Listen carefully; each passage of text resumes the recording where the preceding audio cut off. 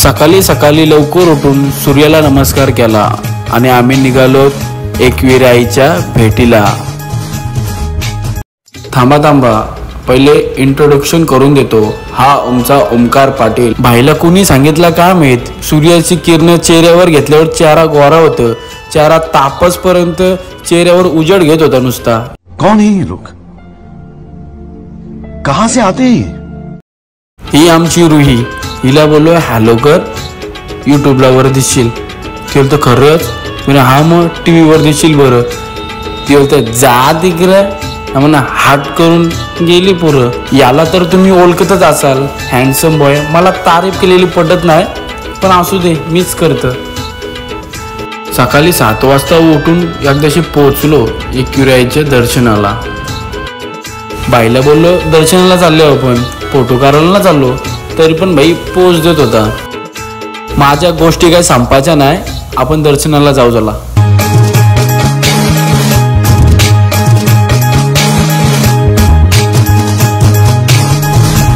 पायऱ्या चढत चढत पोचलो वरती, पण आमची डोळ्याची चष्मा का निघली नाही। एक टायमाला आमच्या फासण्या फुसफुस करत होत्या, पण आमच्या आत्या नॉनस्टॉप चढली डायरेक्ट वरती। गर्दी अशी होती का तिसरा दिवस होता, लाईन बघशील तर गेटच्या बाहेर डायरेक्ट। टेन्शन आलता दर्शन भेटतं का नाही भेटत। ही भार्गवी माझा इंट्रोडक्शन देत होती, बोलतो गाईज दादाला सबस्क्राईब करा आणि फॉलो करा, आणि यो दादा शायनिंग मारते इथं। मग काय घेतला सारी चोलीचा मान आत्याने आणि निघालो मग आम्ही दर्शनाला पुढं।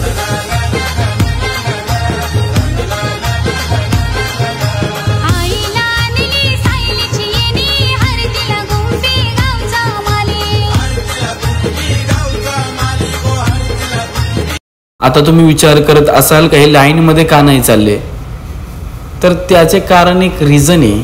कारण की आमची ओळख होती छोटीशी, म्हणून त्या ओळखीवर आम्हाला दर्शन भेटला आईच्या कृपेने, म्हणून आम्हाला थांबायला नाही लागलं। पण तुम्ही असा विचार नका करू का थांबायला नाही लागला। जरी आम्ही लाईन मध्ये नसलो तरी आम्हाला 1-1.5 तास उन्हात राहायला लागला, पण आम्हाला दर्शन नक्की भेटला। यानं वाटलं का मी फोटो घेतोय, सगळं पॉज मध्ये होतं। यानं कुठं माहिती व्हिडिओ करतं।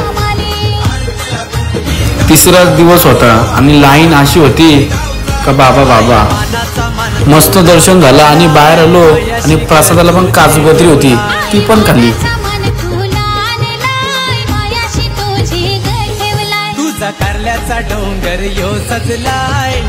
काजू कतरी खाईत खाईत उतारलो।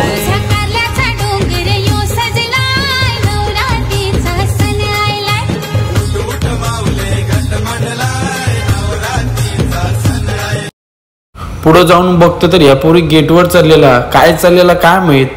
बोलत होतं का साप आहे, आता साप आहे का पाल आहे त्यांचा त्यांनाच माहीत। पोरी माहिती आहेत ना कशा घाबरतात। हिला तर भाईने आमची जाम हैराण गेली, पण मनाने चांगली। इथे येऊन जो आनंद आहे ना, तो तुम्हाला कोणत्याच प्लेसला भेटू शकत नाही। तो तुम्हाला आनंद इथे येऊन तुम्हाला भेटेल। तुमचं काही सुख असेल, तुमचं काही दुःख असेल, ते तुम्ही इथेच येऊन फ्री करू शकता।